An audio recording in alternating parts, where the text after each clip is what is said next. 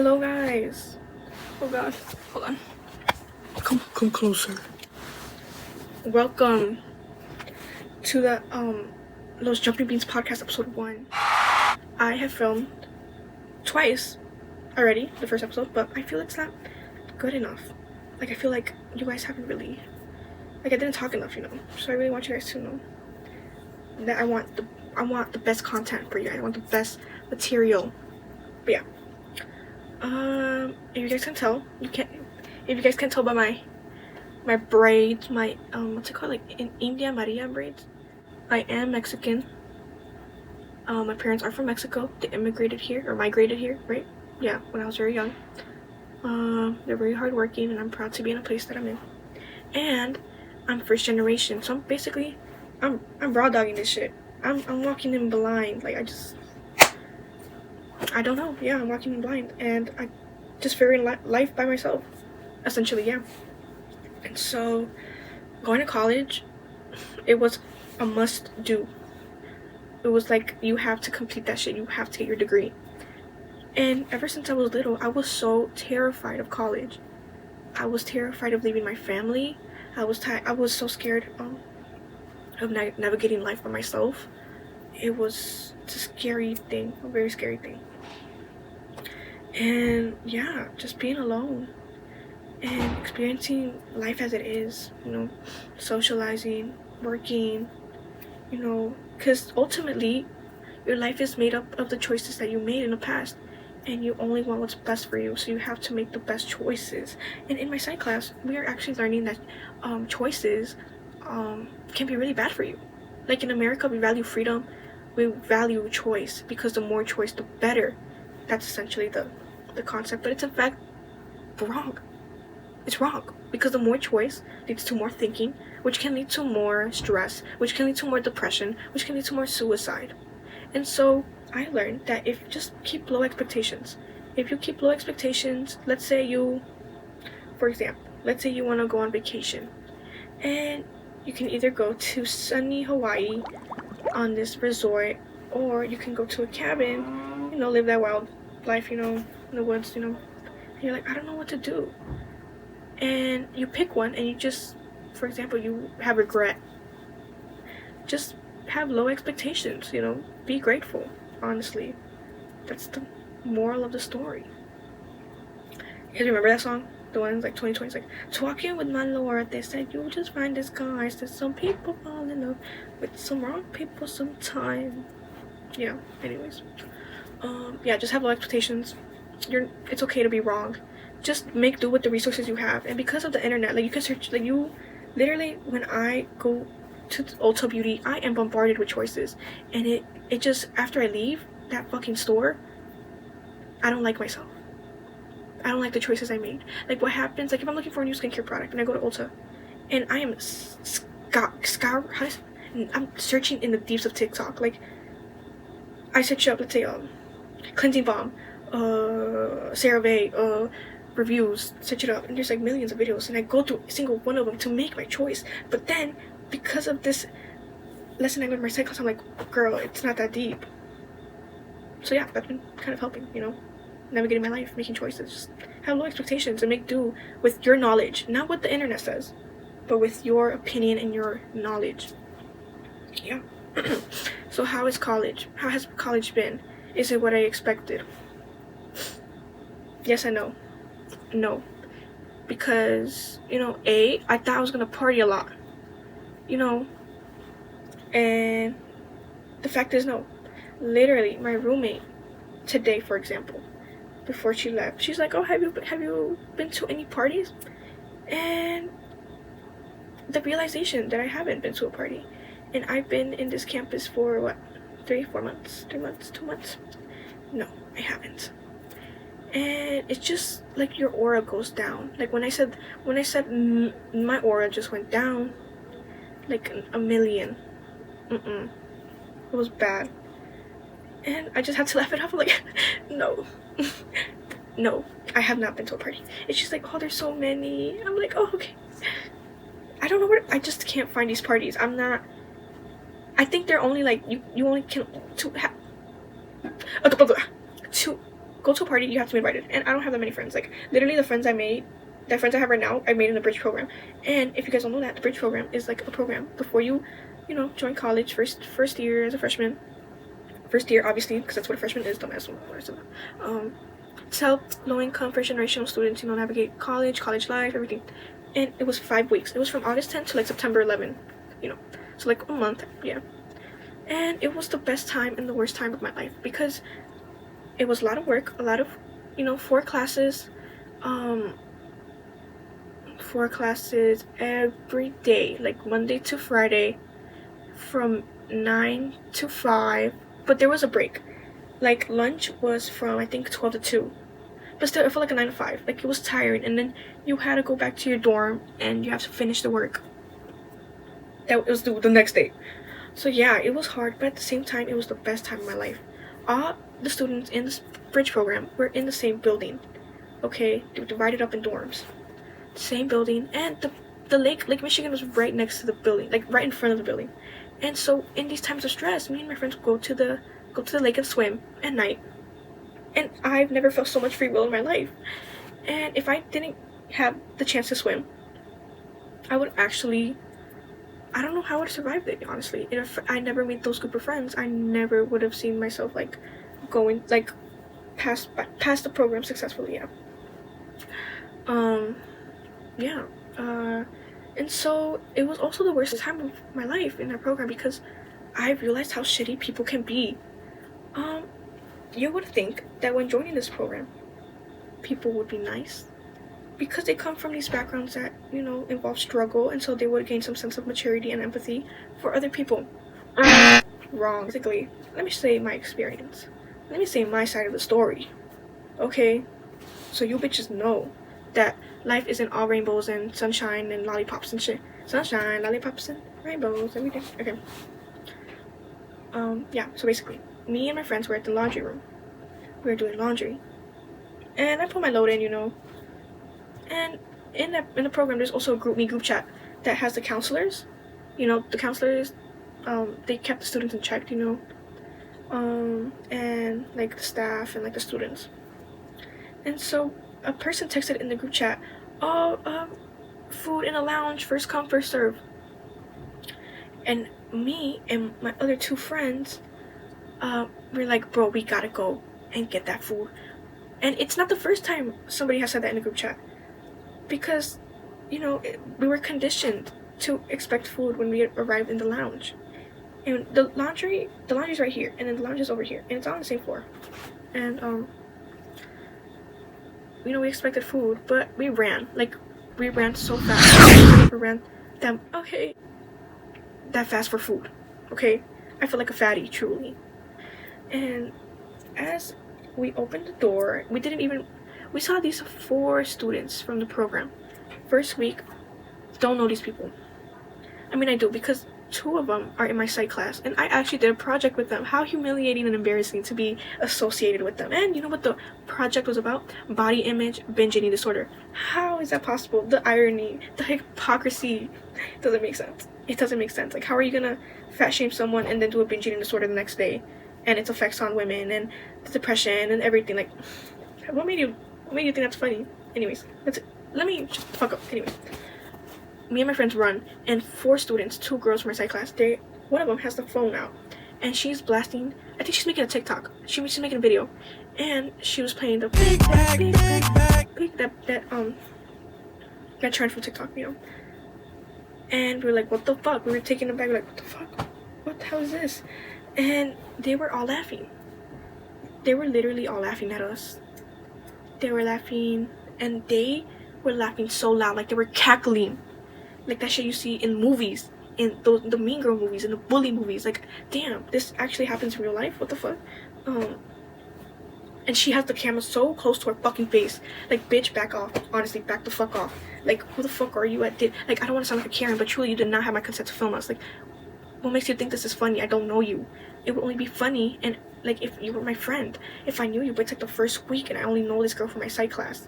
And she always gave me the ick, like, Mean Girl vibe, because she was always so defensive, and she had this attitude, and, like, an attitude in her voice, like, I hate people that are like that. Just be nice. Just be nice. Like, We're all trying to get through it. Just be nice. And yeah, they're all laughing at us. Camera in our face, laughing, cackling, big bag. And honestly, it was the most humiliating I ever felt in a while. I haven't felt that humiliated in a while, and I was so upset. But in the moment, I was laughing because I did not know what else to do, you know? Like, let's say if you were in a situation, you were just getting filmed and laughed at, like, how would you feel, you know? Like, I was just laughing. And then I just looked at my friends, and they were confused as well. And so, literally, the only thing we could do was just walk away. Like, I was laughing, I was like... Okay.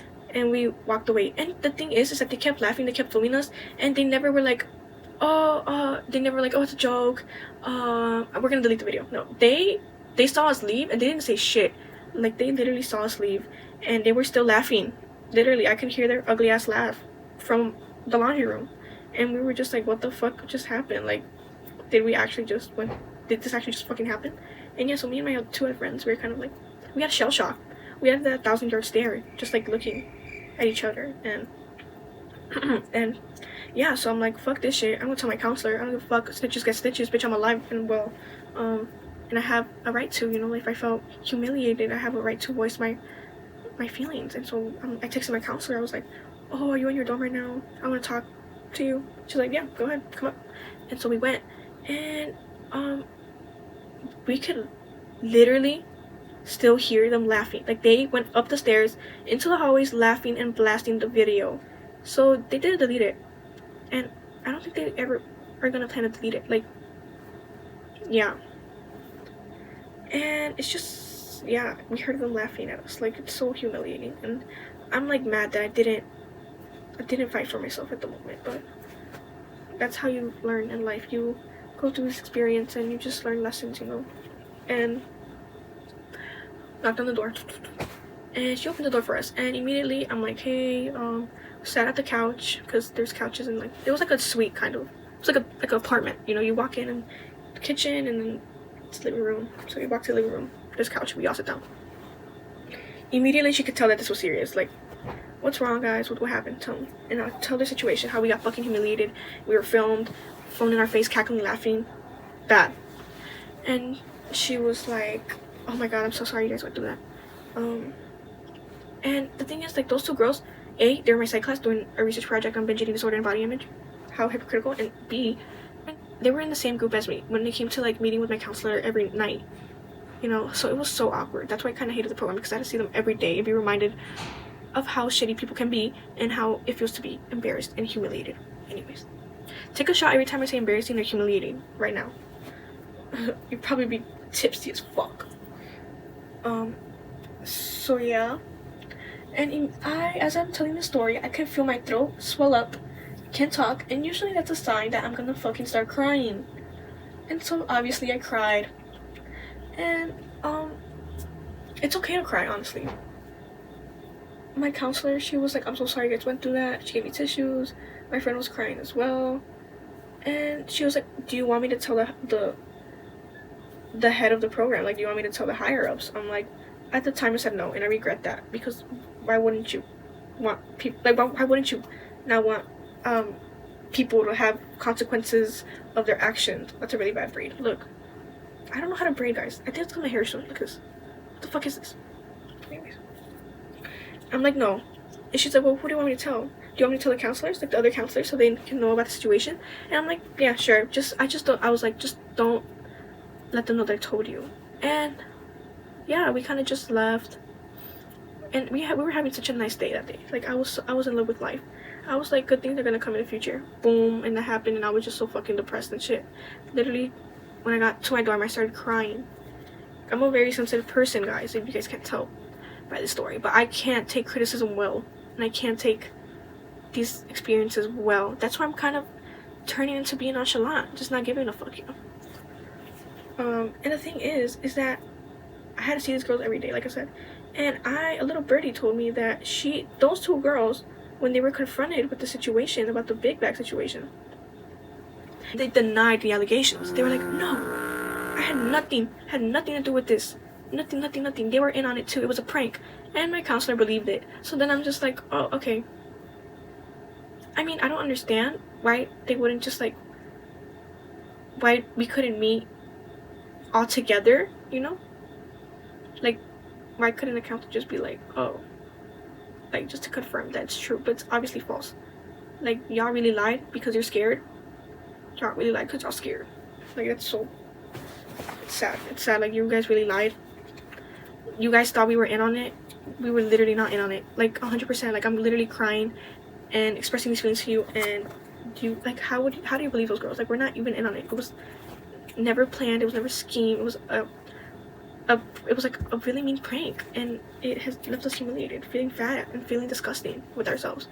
And after that happened, I felt so fat. I felt so ugly. I felt like I was eating too much, so I would stop eating, you know, because I'm like, damn, like I really ran for some fucking food, bro. So for some free food. Anyways, but yeah, that's my experience with bridge. So just watch out for people, and don't let people get to you, honestly, because like I've only seen one person, because it was the two girls, a dude, and another girl. I've only seen the dude, and honestly, like I saw him walk around campus. He looks so sad. Like I don't even think they hang out anymore. So just know that, you know, find your people, and you can get through everything, honestly. But yeah, let's talk about food. Okay, growing up, like I love food. Like food is so good. I love trying new food. I don't like to judge people's, you know, picky diet or whatever. Yeah. And so I honestly did not know what to expect of the dining hall food here in the university. But people hate on it, and I'm like, why do you hate on it? Like, bro, they have everything, and it's so good. The desserts they have is so good, and I don't know.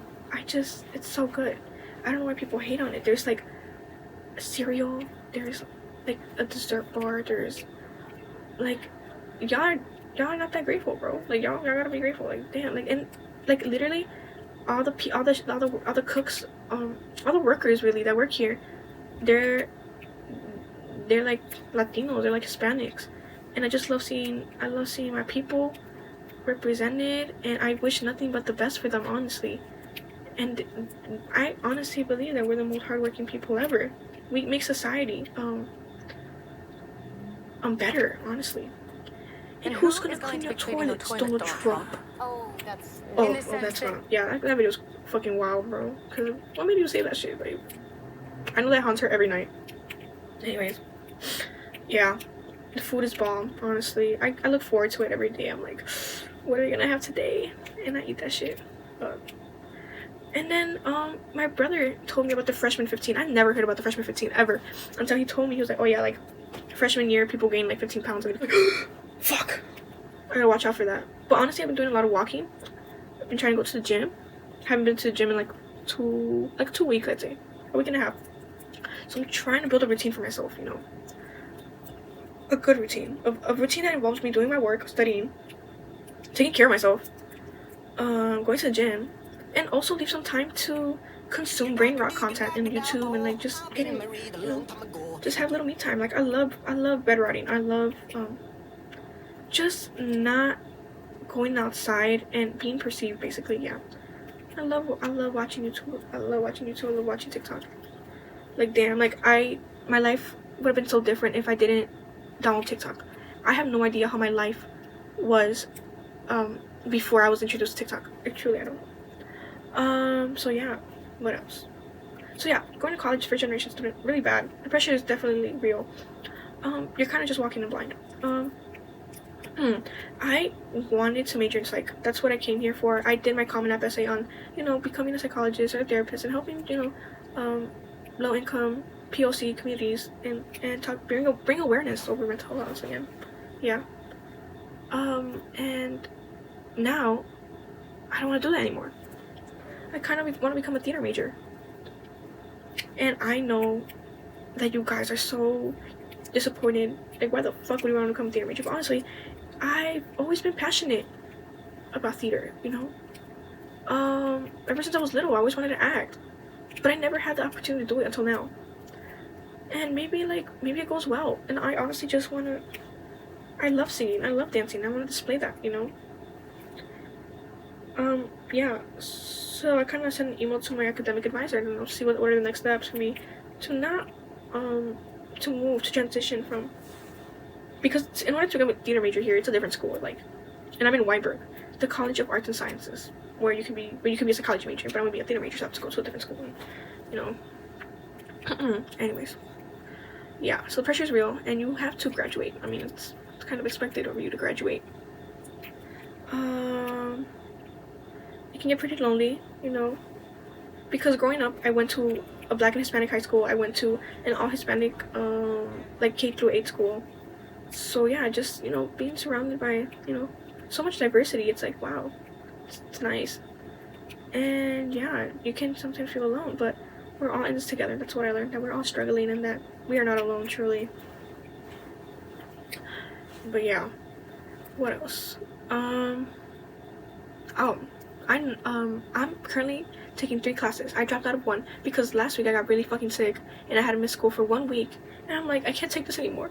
And so I dropped 1 class. And that, I made a mistake because when I dropped the class, I decided to drop one of my side classes, my personality of psychology class. And honestly, I love that class. He was talking about Lady Gaga, like, the first day. I'm like, oh, I'm hooked. Yeah. And I did not decide to drop math. I hate math. And so far in this course, a lot of math is involved, honestly. And last year, senior year of high school, I was an AP Calc IB. That shit was so bad. The teacher left, and so we were left with the substitute teacher, who eventually became the teacher of that class, who did not teach well, honestly. He was so anxiety-inducing. He was so, I don't know if he had some undiagnosed, he had something, you know, and we told him every time, like, bro, you gotta calm down, like, what are you doing? And yeah, I did not learn any math last year. In junior year, I was a math freak. I was the math team. I knew everything. I was like Einstein, like, ooh. But senior year, I lost that spark in me. I lost that freak in me, okay? And yeah, so now I'm just like, calc again, walking in blind. The professor, so she's so nice. She just graduated from, I think, graduate school, I think. You know, she's so nice and chill. But I don't know, she could be a bit she goes too fast. So much stuff. Like, literally today I went to my lecture for math and she was in the middle of the lesson. She's writing on a chalkboard. She's like, and then she's like, okay guys, stop talking. You're distracting the class. And I'm looking around like, girl, no one is talking. Crickets. Where the fuck did she hear these voices from? Like, and the dude in front of me, he looked back and he gave us kind of like a stare, like, you heard the shit too? Did you hear what she said? I'm like, yeah, I did. And it was just funny because literally no one was talking. Literally crickets in the class. We were all locked in. And she's like, okay guys, stop talking. And I'm like, what? Is she okay? Are you okay? Girl, get some rest, honestly. Because I think if you're hearing voices, that's when you need to do like a self-check, a self-assessment on yourself. Yeah, but that was kind of funny, honestly. But yeah, she's nice, but it's just a lot of work involved. And I have a midterm next week that I'm not prepared for. Like, I don't know anything about math. I plan on studying, you know, it's like so much stuff to do, you know, it's kind of crazy. But I'll be okay. I'll be fine, you know. And yeah, what else? Oh, okay. So when I moved into this building, because after the program ended, I had to move to my dorm of the year, like the 2024-2025 year. And yeah, I kind of, when selecting the housing options of this university, I kind of went in blind. I literally went through Reddit, like, pictures, because the university website has the pictures and everything of the dorm. Honestly, I just went off based on pictures. I had no clue what dorm to pick. And I honestly, even though I did so much research, I guess I picked the worst one. Actually, no, I did not pick the worst one, because I heard that Bob Hall, which is another residential dorm thing, another residential building, somebody shit in the shower. Like, damn, y'all really couldn't hold it in? Like, it was that bad? Oh, and they left it there. Oh my god. No, I'm sorry. But honestly, it's worse than the story I'm gonna tell. So basically, coming into this building, I was the first student in my floor and basically the whole building to move in. It was just me and my RA in a hallway, so it felt lonely. I was paranoid. I was scared. I felt like the skin crawlers were gonna come to this door any minute and just kill me, honestly. Like, it was really bad. I slept with the lights on. That's how bad it was.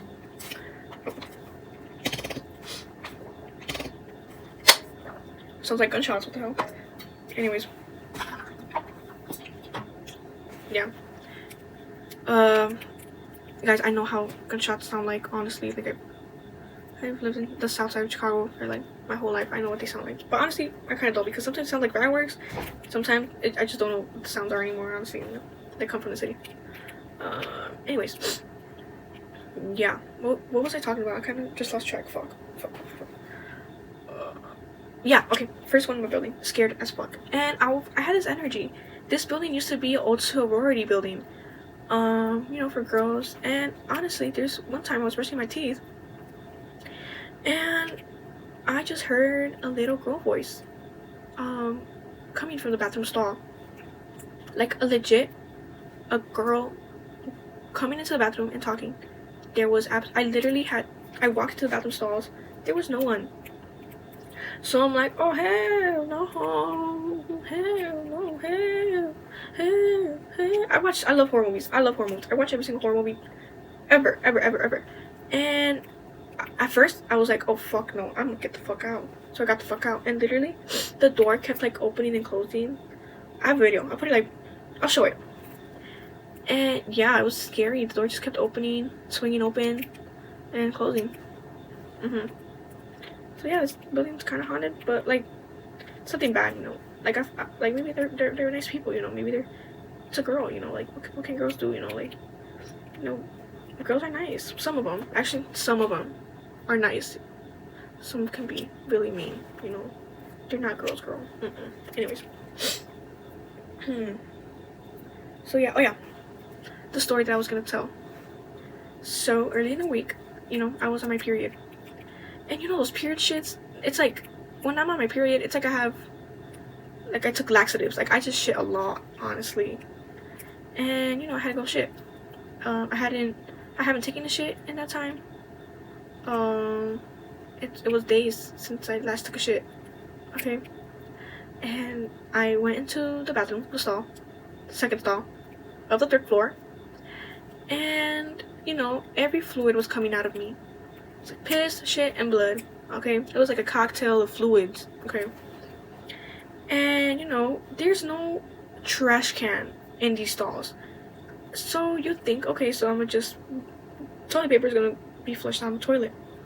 And, you know, that is what I did, you know. I wipe, flush, you know. And that initial, like, it didn't go. My fluids did not go down the drain. Did not go down the toilet. I was freaking out. So I tried again. And the water's rising out of the toilet bowl and into the floor. And that's when the real panic started setting in. Like, what the fuck do I do? So I'm like, breathe. Use those 2 brain cells. Come on. Make solutions, everyone. And thank God no one was in that bathroom at the time. It was just me, my thoughts, and my shit. And honestly, like, just looking down at the toilet bowl, it was like crazy. Like, it's like I don't want anyone to see what the fuck I just did in that shit. I shit. That's what happened. And so I'm like, okay, I'm gonna go back to my dorm. I'm gonna write a note. It'll be like, toilet is clogged. I said the toilet. I wrote a paper. I literally wrote a paper. I said, toilet is clogged. Do not come in, or like, do not use. Grab tape, put it at the stall so that no one will ever witness the horrors that I committed. So yeah, so I kind of clogged the toilet. I don't know if I did clog it because I don't know if it was my shit. I don't know if it was the toilet paper, because when I used that same stall, it would always flush. But it was just like, just couldn't flush. I just couldn't flush my fluids. I just couldn't. It was a weak ass flush. Anyways, I mean, the building's old, like, you know. And then I sent like an email to my RA explaining the situation. Like, oh, I kind of clogged the toilet. I'm sorry. Please don't hate me. And she was like, it's okay. I'm gonna just call maintenance. I'm like, okay, thank you. So yeah. I'm kind of exposing myself here because I'm trying not to let people know that I was the one that did that shit. But now I'm just like posting this shit online so people will know that I just did that. So yeah, it's great. Anyways, what else? So yeah, it's been hard. It's been hard navigating college life. The food here is bomb though, so I can't complain really. I mean, they really have all the resources for us to succeed, but I just don't use them because I just don't. It's scary, you know. Parents are so, like, immigrant parents. They want the best for you. They really do. But they just don't know how to communicate that. They don't know how to communicate that in a healthy way. You know, so they're just gonna inflict fear and stress on you, you know. I'm so used to like being stressed and like working. Like I'm so addicted to cortisol, you know, that when I don't have anything going on in my life, that's when I like start panicking. That's when I'm like, bitch, like get up, do something, or else the thoughts are they're gonna come, you know. I'm like, no, I don't want that.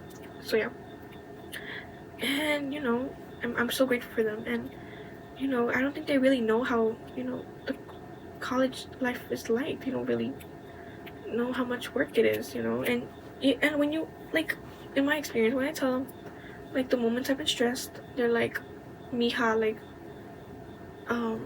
más trabaja duro, tú puedes hacer, más hace la tarea, estudia. I'm like, oh, it's not that easy. It's not that easy, especially if you have something up here that you don't, in my brain, I don't know. I'm not that intellectual. I don't know how to study smart, you know. I don't know how to study in general. So yeah, and okay, so I'm taking 3 classes. I'm taking math, my seminar, and Spanish, because I don't want to become a no sabo kid, bro. Literally, my biggest fear is becoming a no sabo kid and losing my native language, losing the language that my ancestors have spoke. It's like advanced intermediate Spanish, and you know, I expected some white people, you know, because this is a white university, you know, and I have been so humbled. Not in the fact that I can't speak Spanish. It's just I can't speak Spanish. It's in my head, you know. I've spoken Spanish my whole life ever since I was a little girl. I think my first language was Spanish, and then I had to learn English, and then I spoke a lot of English, and then I lost a little bit of Spanish. But yeah, like I've noticed that I can't intellectualize my words. I feel like the thoughts I have in my brain, I can't communicate those thoughts from my mouth. So I sound like an Osama kid compared to these white people. Like they honestly, they have better vocabulary and they speak better than me. I'm like, bro, what the fuck am I doing wrong, bro? Yeah, what am I doing wrong? Like I'm so humbled, and I try my best. Honestly try my best every day in that class. I only have it Monday, Wednesdays, and Fridays, but I hate discussions. I hate talking. But it's like kind of ironic because, bitch, what are you doing right now? You're talking. Like, yeah, but the thing is, like, I'm talking to a screen. Like, I don't have to confront you guys face to face. I don't have to be perceived, you know. So yeah, there's literally, I'm like in class, I'm like, pero and I just stuttered like a fucking moron. Yeah. So that's that. And you know, my parents are divorced. They were divorced. They got divorced when I was 5. Pretty young, you know. Already building the arc, the origin story of my life, you know. The comeback. I don't know. Anyways, yeah. And you know, it's hard, you know, dealing with, you know, with parents that don't really love each other, and then it ruins your perception of love and whatnot. So yeah. I've seen like my mom be sad, you know, and crying and stuff. So whenever I do see that, I'm like, I never want that type of love. No, thank you. I hope I find someone that cares about me and loves me. Anyways, yeah, and it hurts. Honestly, it does affect you seeing your mom cry every time she talks about your dad. Like, damn. And like, you don't know who's the bad guy and who's not the bad guy. Like, I don't know. It's like your emotions are conflicted. So yeah. Yeah, it's like, have you guys ever had like, this be TMI, but I think my dad is weird. My dad did cheat on my mom. I'm gonna just be straight up. And you can see that it's still present. I don't know how to say this, but like, it's stuff he does in the present that makes me realize, like, damn, you actually did cheat on our mom. You know, that you actually did do that. Like, for example, I only see him once a week. I try to see him once a week. This man works. Like, he's a hard worker. He doesn't play. You know, fastest cashier in Walmart? No. My dad is the fastest worker ever. He wakes up at 4 in the morning and finishes until like 9 p.m. or 8 p.m. And I'm like, damn. Thank you. Like, you know, thank you. Hard worker. Thank you. And I know that if he does that, I can overcome anything, really. I'm just making up excuses at this point of not achieving my dreams. Anyways. Yeah. So, for example, I try to see my dad once a week, like I said. And in that time that I hang out with my dad, I noticed that whenever he is driving, we will talk. I'm in the passenger seat. I'm just talking. We're talking. And then I see like a pretty girl walk by. A pretty young girl. And, he would literally drive. He would talk. Pretty young girl walks by. Boy would literally crank his fucking neck to see the girl. And, obviously see her ass or something. I don't know.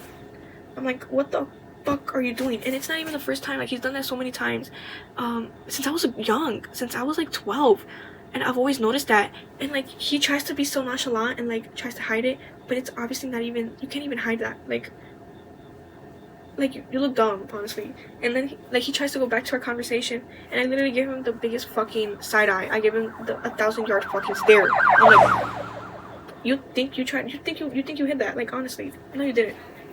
And so, yeah. It's kind of like, damn, my dad is a weirdo. He's a weirdo. And these are young girls. He's 50. Bro. Knowing your dad is a freak. It's no. Never ever wish that upon any other daughter, I want my dad to be respectful to women, and seeing him just eye these women down, it just it's disgusting. And I know how it feels to be perceived as a woman by a man, an old man. Literally, I would be walking down the street, they would literally take the time to put down their window and say some dumbass shit, or literally stare at you, literally stare at you, just staring at you. And I'm like, do you guys are you guys is there something wrong with you? Honestly, do you guys not have any realization of the choices that you make? Are you that